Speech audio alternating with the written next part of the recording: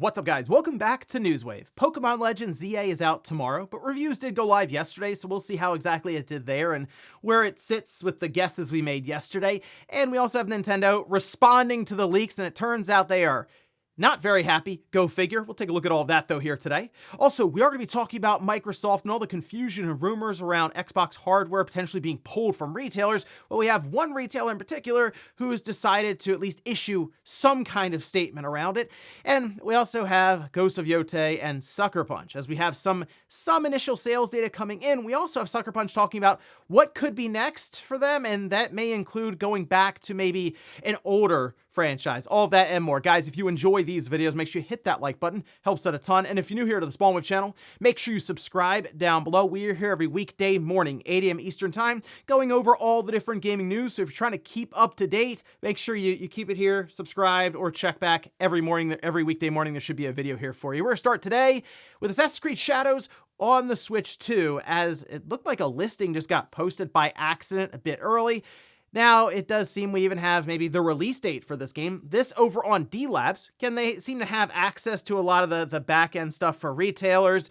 So when they have a date like this and they're willing to put it out there, it's one you pay attention to. They say, according to their information, the physical version of Assassin's Creed Shadows for Switch 2 will be released in France on December 5th, 2025. A pre-order phase will also be planned beforehand. The exact launch date for pre-orders is still unknown, but should be announced by November 7th.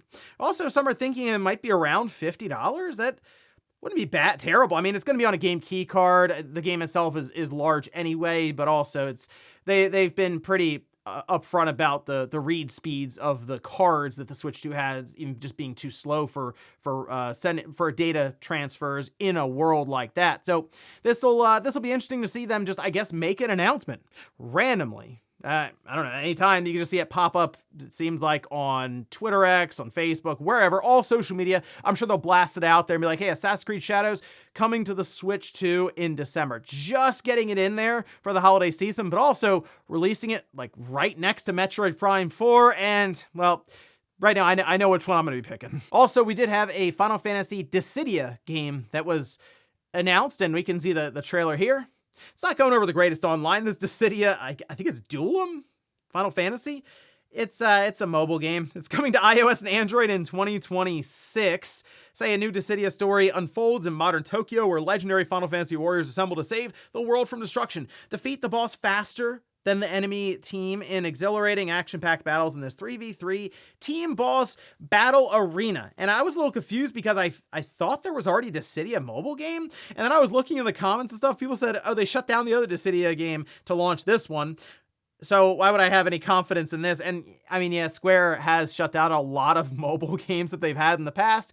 And as that happens, I mean, when they shut down one of these games, you don't get anything back. You just lose everything, to my understanding. So you'd be a little more cautious about these games when they randomly appear if you're going to dump a bunch of money in, as these gotcha games tend to try to get out of you.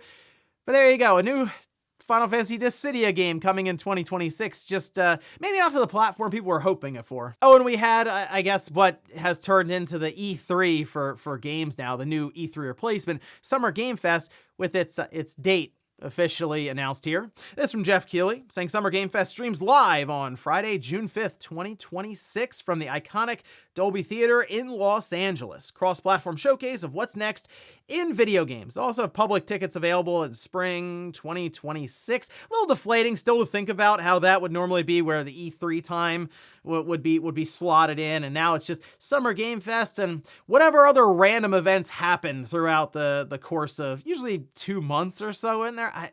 I guess. I mean, look, Summer Game Fest has some good announcements, but it's certainly not on the level right now of E3, and will it ever be? That's an even better question. But for now, hey, you can look forward to Summer Game Fest next June in 2026, and I guess even get a ticket if you want to go, since it seems to be open to the public for that. And guys, with some of the quick news out of the way, let's get into the bigger stuff. Let's start right away with Pokemon Legends ZA, with reviews going live, as well as Nintendo not being very happy about some of the Terra Leak stuff going around. We'll start, though, over on Metacritic with ZA coming in at an 81, which I believe was the score that I guessed yesterday. So there you go, had it like dead on with that score. It started out at like an 85, went down to an 80, then jumped back up to an 81. It seems to be sitting there.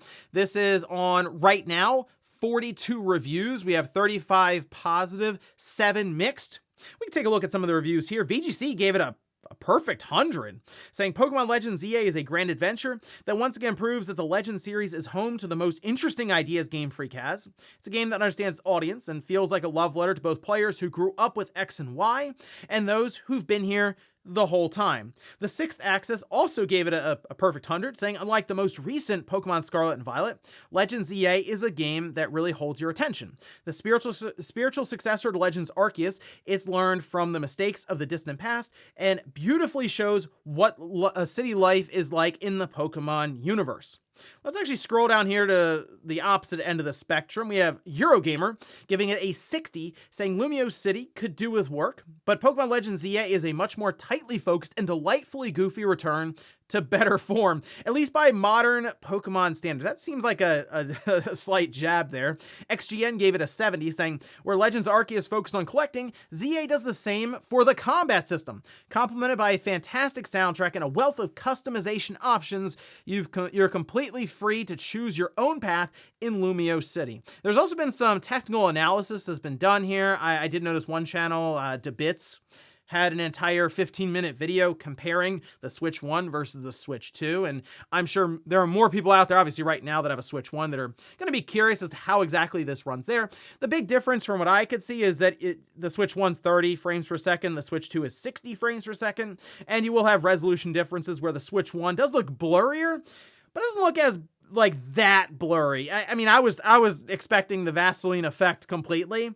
Not quite. I mean, the Switch 2 does go from 1080p up to 2160 through upscaling and everything, whereas the Switch 1 goes from 800p up to 1080p. And while there are some improvements when it comes to textures, for the most part, some of the big drawbacks that reviews did point out came down to the graphics themselves and the world and everything, right? It looked pretty basic and bare bones. If you look at the buildings as an example, it really is just an image of like windows and stuff.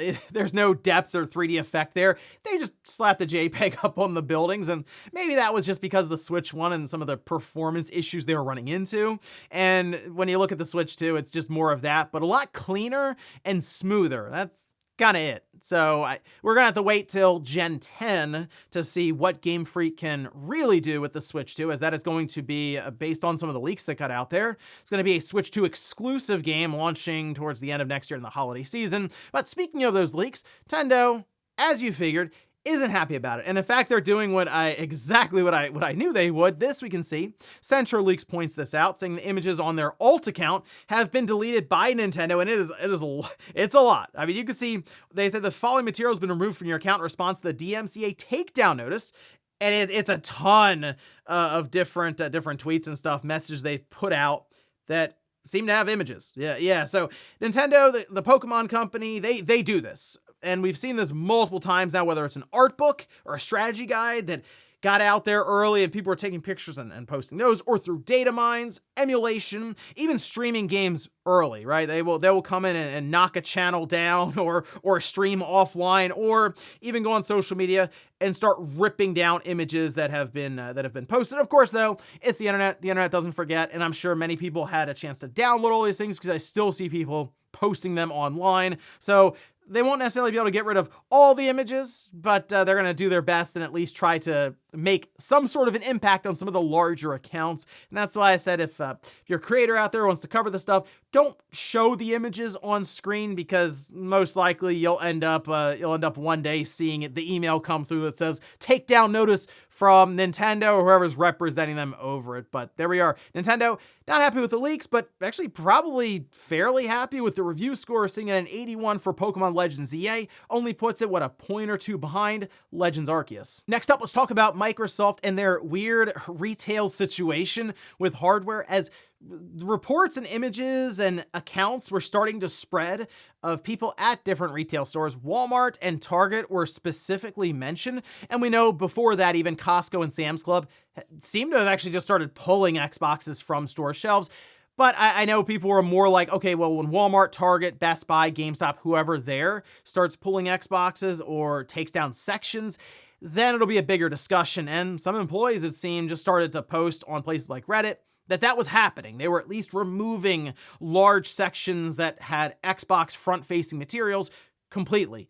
Well, now we at least have some kind of response from Target and also some discussion around the current position of the Xbox brand. We can see this though posted. This is over on Pure Xbox, and they have Tom Warren, who was quoting someone, said, over the past week, some Xbox fans have been worried Microsoft is canceling its next-gen Xbox, or that Target and Walmart are pulling Xbox consoles from shelves. The fact that these rumors are believable is a huge challenge for the Xbox brand right now, and yes, it absolutely is a challenge, and we'll come back to that in a minute.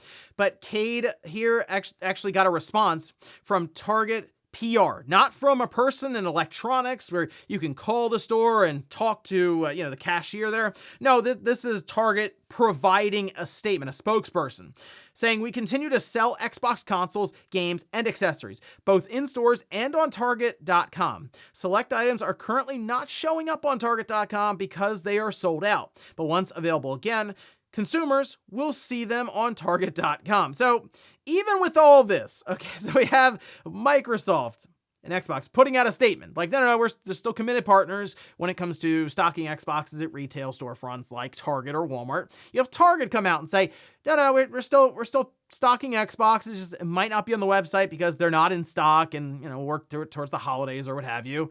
Even with all that, people are like, I don't know. And that's exactly what Tom Warren is saying. Man, this is an uphill battle right now for Microsoft when the public, or at least the people who are plugged in online, which again, we've went over this, not a large portion of gamers technically. Like the majority is still out there playing things like Fortnite, Call of Duty, Madden, and kind of just walking into stores and picking things out that are on Christmas lists during the holiday season. But still, there is that brand image that when it is time to start asking what do you want for Christmas, that the kids or gamers or whoever kind of just ignore Xbox and say, oh, I want a PlayStation, or I want a Switch 2, or I want a PC, right? So with Microsoft being in this position, it's very, very awkward that people still don't believe you when you're the company Microsoft and the company Target saying that we're still targeting Xboxes. But really, it hasn't felt like Microsoft cares to sell Xbox systems, as they have like the most expensive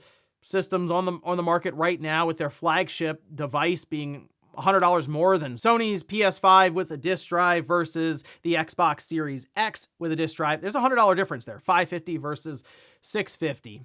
So I have to see how this is all handled as we go through the holiday season, because trust me, there are people now who are definitely going to be paying attention to all these different electronic sections all of a sudden. People are already posting online. They already are. But I'll also be kind of curious myself and just keeping an eye out, because I've already noticed that some of these physical sections for games have been shrinking down every year or so now. Best Buy is one that I noticed, like, wow, it has gotten a lot smaller here for all of them. PS5, Xbox, I think the Switch Nintendo section is still the largest, but they also sell things like amiibos and other like accessories, more so than what we see from Microsoft and Sony. But it's no secret. Digital is really taking over.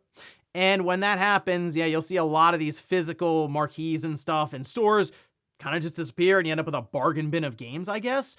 But we'll keep an eye out, at least for Microsoft, at places like Walmart, Target, Best Buy, and kind of GameStop, although they're like 70% Funko Pops now at this point, so what are you gonna do? And in our last bit of news, let's talk about Ghost of Yotei and Sucker Punch. We'll start with Ghost of Yotei with some of the sales data that we have. We can see this. This is over on thegamebusiness.com, saying Ghost of Yotei delivers strong opening across Europe. Now, what happens is we get like the initial UK sales charts that are just physical, and then later on we get data comes in that gives us a better look at how things went physically and digitally. Christopher Dring had mentioned that Ghost of Yotei was tracking about 40% behind Ghost Tsushima when you were just comparing physical sales for the games. But now it appears with the digital sales included, it's basically neck and neck with Tsushima, saying Ghost of Yotei debuts at number 2 in the GSD European charts, with opening sales in line with its predecessor, 2020's PS4 hit Ghost Tsushima digital and physical. Ghost Tsushima was a surprise hit for Sony back in 2020 and launched during the COVID-19 lockdown year, which drove record numbers for video game sales. As true, people were at home and they were just buying video games. We saw what happened with Animal Crossing. That was a crazy, crazy outlier how many that sold, 40 million plus. But they say it's the biggest first-party PlayStation launch since Spider-Man 2 in October 2023. Now, to be fair, there hasn't really been a lot of games coming out of first-party Sony since Spider-Man 2 in 2023. You would look at Astrobot. I'm wondering if they're counting Death Stranding 2. It's not really. It's Kojima Productions, but it's published by Sony. Either way, put that to the side. You'd have Astrobot. That's one. Helldivers 2, though, is the big one that I was thinking of. I was like, wow, really? It did better than Helldivers 2. That was a breakout success for Sony. And I know there was a lot of stuff on the PC side that really held it up, but still, I mean, that's pretty good if Ghost of Yotei is ahead of Helldivers 2 in terms of the launch week. Still, the Helldivers 2 just continued momentum throughout the weeks after its initial launch. And Yotei, the way it typically works, obviously these things fall off as they go along, but it does have the holiday season directly in front of it, and I feel like Ghost of Yotei will probably continue to sell pretty well throughout the Christmas and holiday seasons, and it wouldn't shock me if at this point they've already made all the money back for budget and marketing, for like the development budget and the marketing, and now it's whatever they're selling is just profit-based. So yeah, Ghost of Yotei will be profitable most likely and successful. So then that makes you wonder, what's next for Sucker Punch after, well, their second entry in the Ghost series? Well, this brings us to an interview with VGC from Brian Fleming, who's Sucker Punch co-founder and studio head, saying the truth is that whatever we do next, whether it's continuing Ghost or going back to Sly, the decision is really more limited by, again, our cherishing of focus and time to iterate, which means that we really can only do one thing at a time. If we were good at juggling 4 projects, yeah, we'd have a remaster and let's go do one of those and some fan request.